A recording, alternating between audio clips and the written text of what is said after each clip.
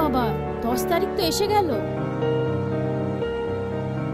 2 মাস ধরে আমি বাড়ির ভাড়াও তো দেওয়া হয়নি। মালিককে তো বলেছিলাম 10 দিনের ভেতরে দিয়ে দেব, ও তো কোনো কথাই শুনতে চায় না। করোনা আবার আসার ভয়ে সবাই ভয় পেয়ে কাস্টমাররা আমাদের দরজায়ও আসছে না। এই জীবনের উপরে আমার খুব ঘেন্না হচ্ছে, আমি পাগল হয়ে যাচ্ছি।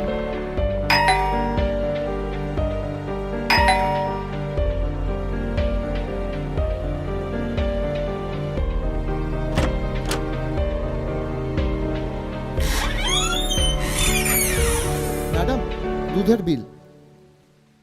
ম্যাডাম, আপনি 2 মাস ধরে কোনো টাকা পয়সা দিচ্ছেন না। আজকে যদি আপনি টাকা না দেন তাহলে দুধ দেওয়া বন্ধ হয়ে যাবে। রাগ করো না প্লিজ, আমি কালকে দিয়ে দেব।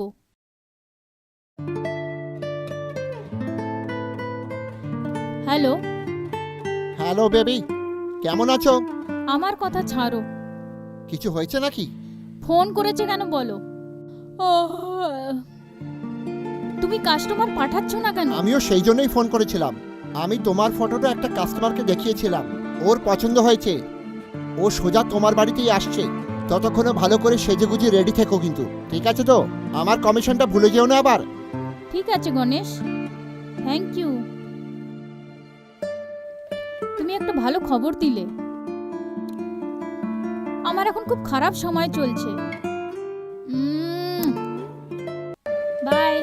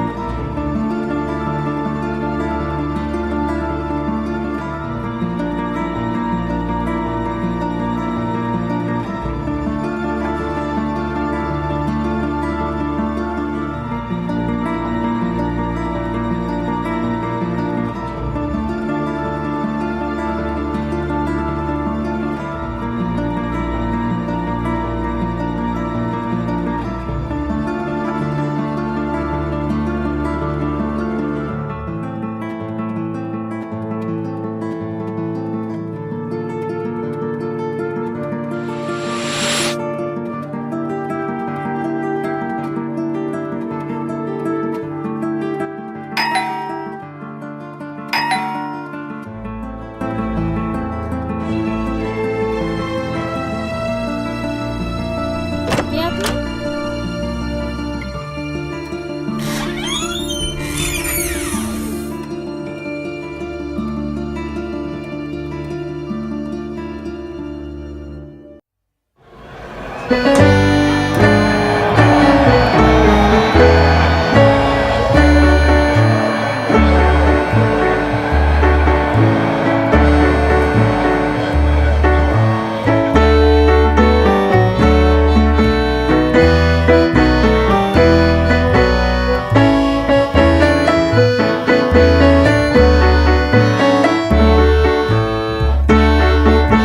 এখানেই দাঁড়িয়ে থাকবে নাকি কিছু করে দেখাবে?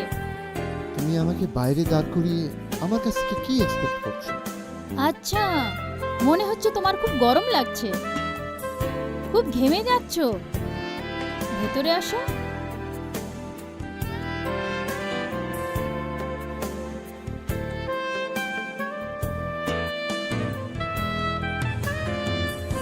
অনেক দেখা হয়েছে, এবার টাকাটা বের করো। কত? কি গণেশ তোমায় বলেনি? ডিসকাউন্ট পাবো না নাকি? কেন, সার্ভিস চাই না? তোমার ভাগ্য ভালো যে আমি সার্ভিস ট্যাক্স লাগাইনি।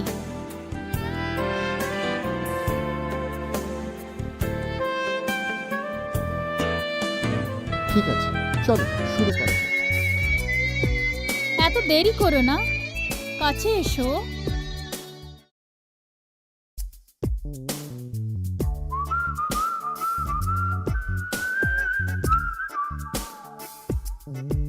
হ্যালো, তুমি প্রোটেকশন নিয়ে এসেছো? আরে আনন্দের চোটে তো আমি ভুলেই গেছিলাম ওই কথাটা। একটু তো মজা করতে দাও।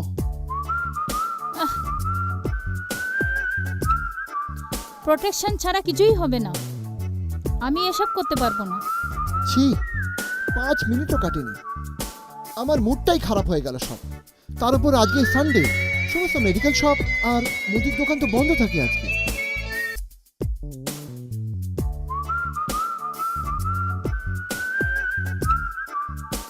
এই শোনা, এত কি ভাবছো?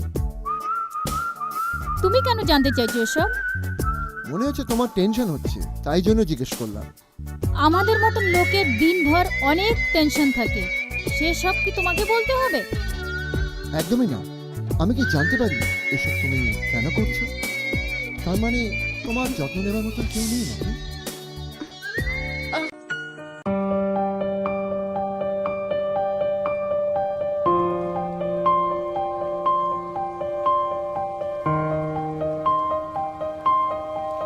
যখন আমি জন্মেছিলাম তখন আমি জানতাম না যে আমার কি হবে।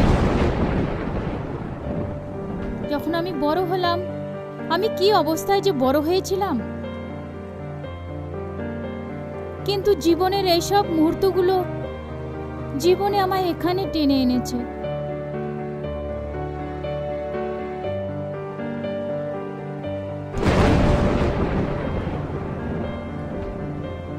তার মানে তোমার সত্যি কেউ নেই? হ্যাঁ হ্যাঁ, এটাই সত্যি। তুমি কি করো? আমি একজন ফিল্ম রাইটার। তাই নাকি? আমার অ্যাক্টিং করার খুব ইচ্ছা। যদি আমি সিনেমায় কাজ করি তাহলে আমি অনেক পয়সা কামাবো। হুম, তুমি তো ফিল্ম রাইটার, তোমার সার্কেলে আমাকে একটা চান্স দিয়ে দাও প্লিজ প্লিজ। নিশ্চয়ই পাবে। সম্প্রতি আমি একটা স্টোরি লিখেছি, তুমি কি তাতে অ্যাক্টিং করবে? হ্যাঁ হ্যাঁ, আমি অভিনয় করতে চাই। হ্যাঁ হ্যাঁ, গল্পটা একটু বলো না। অনেক দিন আগে একটা খুব সুন্দর গ্রাম ছিল, আর ওই গ্রামে একটা গরিব পরিবারে সানায় বলে একজন কৃষকের একমাত্র মেয়ে ছিল, একমাত্র মেয়ে, আর তার নাম ছিল রমিয়া। যেহেতু ওই কৃষক সময় মতো ঋণ শোধ করতে পারেনি, ওই ফিনান্সিয়ার ওই কৃষকের মেয়েটাকে নিয়ে গেল আর টাকার জন্য তাকে বেচে দিল প্রস্টিটিউটের ব্যবসায়।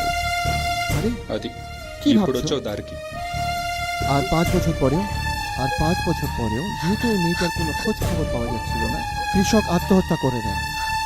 রমিয়া নোংরা জায়গায় থাকতে শুরু করলো। প্রত্যেকটা দিন ওর কাছে নরকের মতন হয়ে গেল।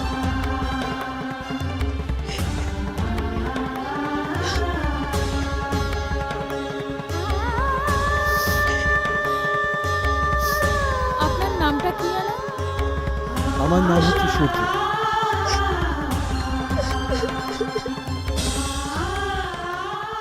তুমি যে গল্পটা বললে,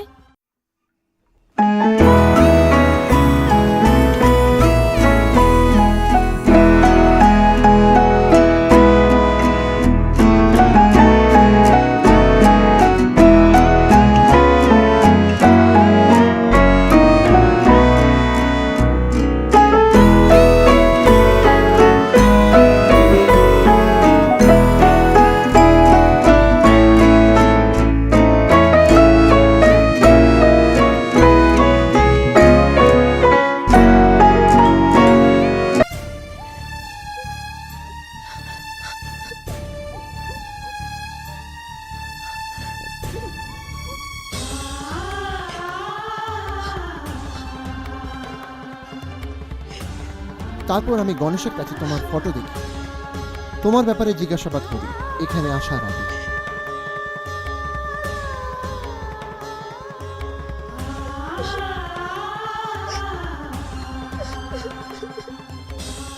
এই নাও, তোমার টাকাটা ফেরত নিয়ে নাও।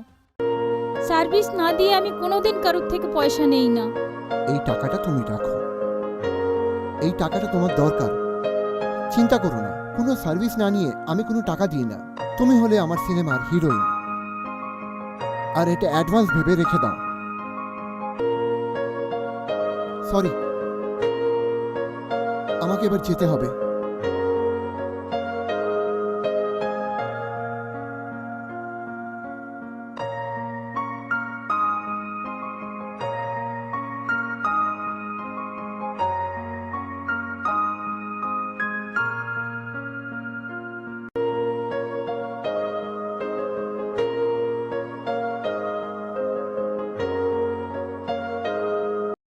দেখো, জীবনের সমস্যার সমাধান মৃত্যু না। তাহলে কি করব? আমি তো পড়াশুনো জানি না, চাকরিও পাবো না। যদি আমি লোকের বাড়ি কাজও করি, তাহলে এরা গরিবের ফায়দা উঠিয়ে আমার সাথে শোয়ার চেষ্টা করবে। তাহলে আমি কি করতে পারি? সমাজ আমার মতন অসহায় মেয়েকে ভালো চোখেই দেখে না। সেটা সমাধান করার জন্য একটা রাস্তা বের করতে হবে, বুঝলে? আমাকে বলো, আমি পয়সা কামানোর জন্য সব কিছু করতে রাজি। ভগবান তোমাকে বুদ্ধি দেয়নি, এডুকেশন দেয়নি, কিন্তু কিন্তু ভগবান তোমাকে সুন্দর তো বানিয়েছে। বুঝতে পারছি না তুমি কি বলছো। বোঝাটা এতটাও কঠিন না। মেয়েদের সৌন্দর্যই মেয়েদের হাতিয়ার, তারই প্রয়োগ করো আর পয়সা কামাও। কি? তুমি কি আমাকে বিক্রি করার কথা বলছো? এটা কোনো পাপ না। ভগবান এসে কি তোমার সাহায্য করবে, না ব্যাংক তোমার সাহায্য করবে? ব্যাংক কি তোমায় পয়সা দেবে? সমাজের কিছুই যায় আসে না কি তুমি পবিত্র না অপবিত্র। যদি তোমার কাছে পয়সা থাকে সমাজের, তখন তোমার অনেক দাম।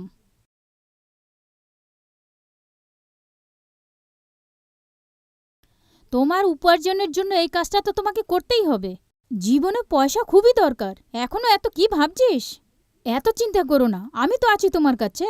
ঠিক আছে, তোমাকে কারুর কাছে যেতে হবে না, ওরা তোমার কাছে আসবে। 2 সপ্তাহে সব সমাধান হয়ে যাবে। কি বলছিস? ঠিক আছে তো? ভেবে আমাকে বল, রেডি থাকিস।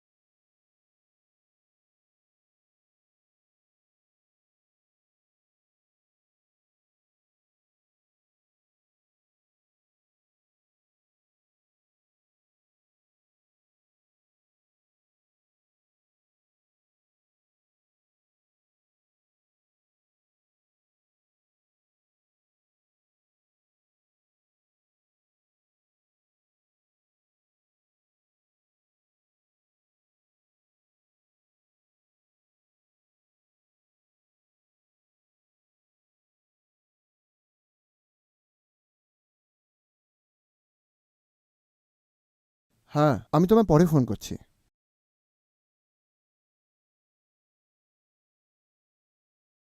নমস্কার গঙ্গাবাবু। সাবিত্রী, তুমি কি টাকা এনেছো? হ্যাঁ, এনেছি।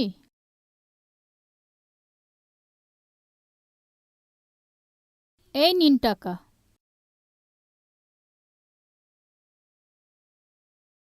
ক্ষমা করবেন, টাকা দিতে একটু দেরি হলো। 2 মাসের ভেতরে আপনার সব পয়সা দিয়ে দেব। সাবিত্রী, তোমার স্বামী ছেড়ে চলে গেছে, কিন্তু তুমি তোমার কথা রেখেছো।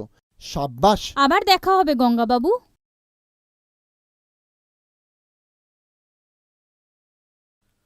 হঠাৎ করে সাবিত্রীর কাছে এত টাকা এলো কোথা থেকে? মনে হচ্ছে ও ওই কাজটাই করে যাচ্ছে। সে যাই হয়ে যাক না কেন, আমি তো আমার টাকাটা পেয়ে গেছি। যাকগে। মাই নেম ইজ শিলা, শিলা কি জাপানি। আরে সাবিত্রী, খুব খুশি মনে হচ্ছে। আরে বসো না, মনে হচ্ছে আমায় ভুলে গেছিস। ট্যুরে যাচ্ছিস বুঝি? কার সাথে? বল বল। তুমি জানো, তোমার জন্যই আজ আমি এত খুশি। জানিস আমি এখানে কেন এসেছি? কেন বলো তো? একটা ভালো কাস্টমার আছে, উইলসন নাম তার। তাহলে ডিল করে দাও, কিন্তু একটা প্রবলেম আছে, সে একটু ডেঞ্জার আছে। সত্যিই কি এত ভয়ঙ্কর উনি? একটু উগ্র, একটু গুন্ডা টাইপের লোক উনি। আর জানিস ও একটু স্যাডিস্টও আছে। কিন্তু পয়সা অনেক বেশি দেবে তোকে। ও তোকে একবার দেখেছে আর তোর কথাই বলছে। আমাকে খুব ফোর্স করছে তোর সাথে দেখা করানোর জন্য। এখন আমি কি যে করি? তুমি আমাকে অনেক সাহায্য করেছো, তোমার জন্য আমি রিস্ক নিতে রাজি আছে। আমি যাব ওর কাছে। তুই কিন্তু নিজের খেয়াল রাখিস, ও প্রচণ্ড মুডি লোক। তোমার কথা শুনে শুনে আমি ছেলেদের বুঝতে শিখে গেছি। চিন্তা করো না, আমি যাব। আমি পুরুষদের চিনতে শিখে গেছি, ওদের হ্যান্ডেল কি করে করতে হয় জানি আমি। ঠিক আছে, যা তাহলে। কিন্তু তুই সাবধানে থাকিস, বুঝলি? আমি সব ম্যানেজ করে নেব। কোনো অসুবিধা হলে আমাকে কল করিস। হুম, ঠিক আছে। আমার একদম চিন্তা করবেন না, আমি যাচ্ছি।